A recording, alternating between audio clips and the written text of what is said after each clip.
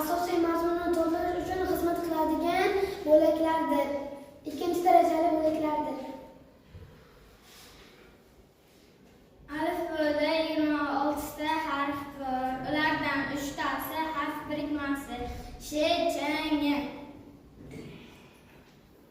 Ma'nodor so'zlar, shakl va ma'nodor so'zlar, shakldor so'zlar, ma'nodor so'zlar, zid ma'noli so'zlar. Aytilishi va yozilishi bir xil, ammo ma'nosi har xil bo'lgan so'zlar shakldor so'zlar deyiladi. Li, siz, chi, dor, dosh bu so'z yashovchi qo'shimchalar.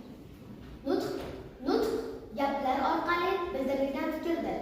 Nutq gaplardan, gaplar esa so'zlardan, so'zlar esa harflardan fikr bildiriladi. Kuchli hisoyjon ajablanish bilan aytiladigan gaplar hisoyli gaplar deyiladi. Hisoyjon gaplarning oxiriga undov belgisi qo'yiladi.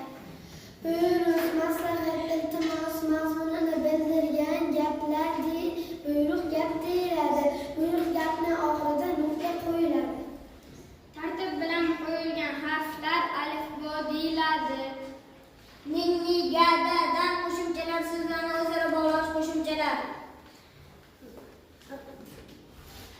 Chi, la, kavdoshlisiz qo'shimchalari bular so'z qo'shimchalaridir. Me, im, ning, is egalik qo'shimchalar birlik ma'nosida bildiriladi. Miz, imiz, ingiz bu egalik qo'shimchalar